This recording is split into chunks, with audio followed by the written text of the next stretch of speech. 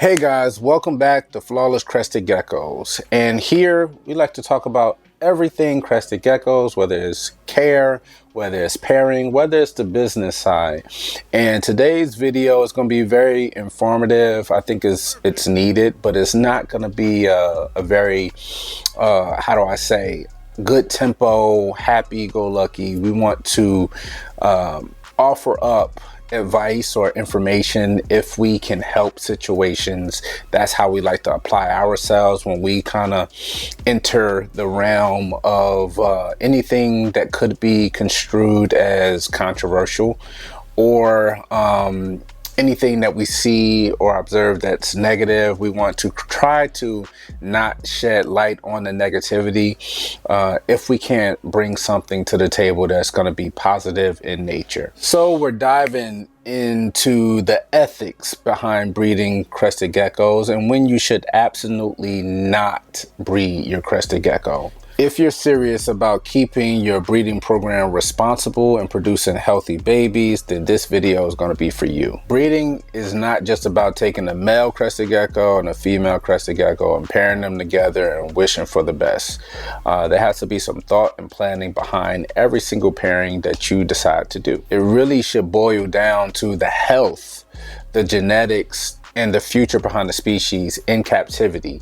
Unethical and careless breeding can lead to so many issues like deformities, health problems, and passing along weak genetics. And unfortunately, all of the above hurts both the animals and the community. So as I said in the beginning portion of the video, this is not one of the traditional, normal, happy-go-lucky videos that we like to put out, but we think that we also want to be that area in social media where people can go and gain some information on crested geckos. If it educates you, we're very, very happy to do so. We don't proclaim to be the most scientific breeders and keepers, but we want to be the glue that brings everyone together in the community. So if this information has not been put out there or readily available for people that are just keeping one or two crested geckos, then we feel that maybe we can draw enough attention to our brand where we can spread this information and can overall hopefully improve the entire hobby. Now, when do you not breed a gecko? Number one on the list is going to be an underaged or undersized geckos. Now, that's within reason, yes. Never breed a gecko under 35 grams or less than 18 months. That is a pretty good hard line to use across the board. We've seen and we read through the forums and see people running into issues all the time. Breeding too early can lead to egg binding, stunted growth, and even death. So that doesn't promote the health and well-being of your crested geckos, and all you need to do is just wait another season. You'll be perfectly fine. You just have to have a little bit more patience. You're almost there.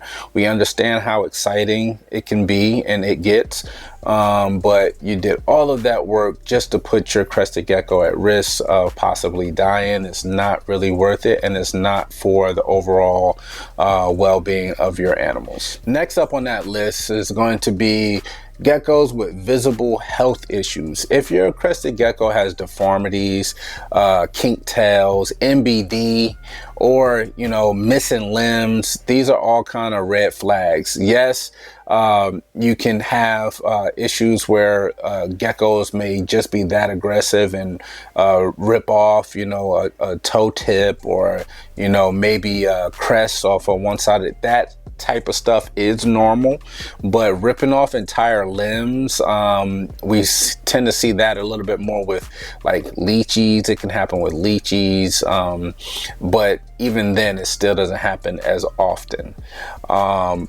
If you're running into having geckos that have these issues, consider keeping them as pets, maybe as a brand mascot. Maybe you saved it from a horrible living situation. That doesn't mean that you have to breed that crested gecko. That can literally be just your pet that you enjoy, on a day-to-day, week-to-week.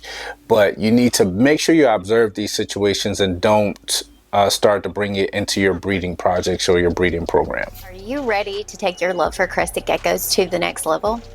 Welcome to the Flawless Crested Geckos Patreon, where passion meets opportunity. With 2 tiers, $50 and $100 a month, your membership is not just support, it's an investment. Every dollar goes straight into your very own Flawless Savings account, ready to be used toward purchasing that gecko you've always wanted. As a Patreon member, you'll unlock exclusive early access to every single website update we have. That's 48 hours to view and purchase geckos before the public ever sees them. Plus, enjoy 5% off and free shipping all year long. Looking for even more? That $100 tier gives you rollover funds so you can stack your savings for those big dream gecko purchases. But that's not all. Membership also means monthly gecko giveaways, free merchandise, and access to exclusive content designed for both seasoned breeders and brand new keepers. At Flawless Crested Geckos, we're more than just a Patreon. We're a family, a flawless family, and we'd love for you to be a part of it. So don't wait, join today and start enjoying all of those benefits. Your perfect gecko could be waiting for you exclusively here at Flawless Crested Geckos Patreon. The next one on the list is going to be a touchy area because when you have genetic concerns, there's not too many genes or genetics with crested geckos that cause concern when being paired together. There are several out there that are well known, Super Cat being one of them, the Super Lilies being another, the Super Lily being a lethal combo, the Super Cat not being sustainable and not a combination that thrives. We are sure that there's going to be more that start to kind of pop up as we continue down this breeding journey that we all have been on. What I've seen from our perspective is we've seen a lot of people focus in on the genetics just like we have in hopes of, you know, gene stacking, but we can all do it in a healthy way. The moment you see something does not add to the well-being of your crested gecko, we definitely should stop pairing for those combinations on purpose, and doing that in and of itself should stop a lot of these genetic concerns as we continue to move forward. But there still should be no reason that we're still seeing some of these pairings in 2025 and moving towards 2026. I'm gonna err on the side of maybe some new keepers just don't know, and hopefully they can stumble across videos like this that's more welcoming, not really bashing them because you don't know what you don't know, and hopefully we can get out to the masses and educate everyone as a whole, and we can all be on the same page. Next will be crested geckos that's under poor care. Obviously, you're not going to want to pair those geckos, as well as stressed out geckos. Stressed out gecko can be displayed in several different ways. One of the most infamous ways is going to be a gecko that you know is well situated, you know, maybe 5, 6, 7 years old, has a couple of breeding season under their belt, and out of nowhere, you know, they're not really eating well. They're losing significant weight. Maybe they're skittish now. This gecko is displaying, you know, behaviors of being stressed. Sometimes there's really nothing you can do per se other than kind of wait them out. But one thing you can do is not breed them. Let them skip a season. Let them get, you know, accustomed to a new setting, change their scenery, change their food. There's all, and what I mean by food, change their food as far as flavor, change their bug prey type. There's several different things you can do to try to ease the stress of your crested geckos as you move forward. But one thing that you shouldn't do is breed a stressed out gecko. And last but not least, okay, ethical overpopulation concerns. There's a lot lot of people that are concerned about there being too many crested geckos and the overpopulation of crested geckos. We see a lot of arguments of that on Palm. We frequent Palm a lot. We've done our own Palm with Brian at Altitude. Actually, that's the only time we've done Palm with the crested geckos. We're doing a similar business plan as we do here with the ball python business, Flawless Exotic Creations. And we tend to frequent Palm on Flawless Exotic Creation, trying to build that community and build it as a social media presence. So we kind of approach it from a different area. But coming from a full-time breeder, a full-time crested gecko breeder's perspective, and looking at Palm as just another avenue, just like Morph Market, just like Instant, just like any platform, as it being readily accessible to us as breeders to offer what we have. We still have a lot of responsibility put on us as a brand builder. You have to make sure that you stand behind your brand on what you're creating, what you're chasing, what you're producing. We produce a lot of crested geckos, and we still strategically release certain amounts of numbers, every other month or so. We have a big event.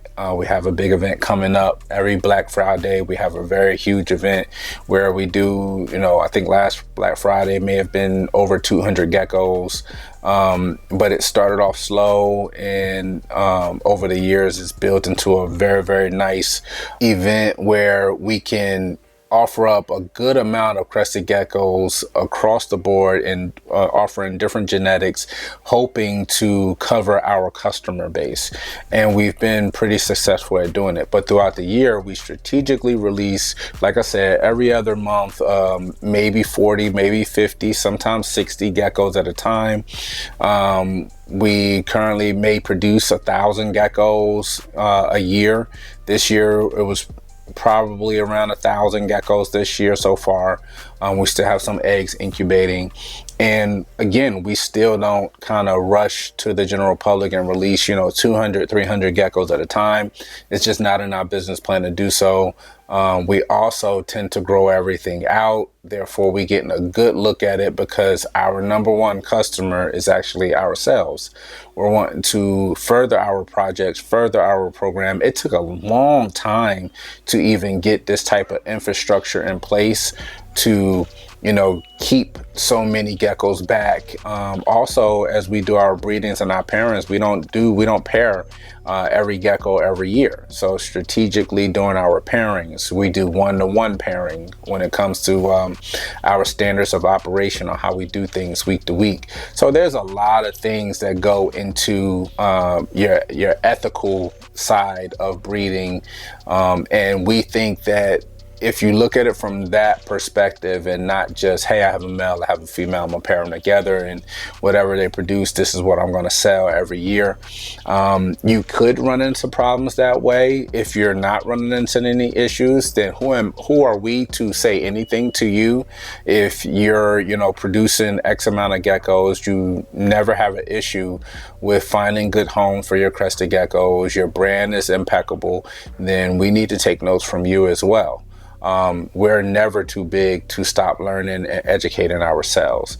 But again, wanted to talk on these topics because we get messages on these topics all the time, and sometimes people get tired of all of our positivity, but we're still going to pour our positivity out into the community, because we feel that by being positive and putting these positive messages out, we can hopefully spark positivity amongst everyone else, and we can hopefully influence a better place in general.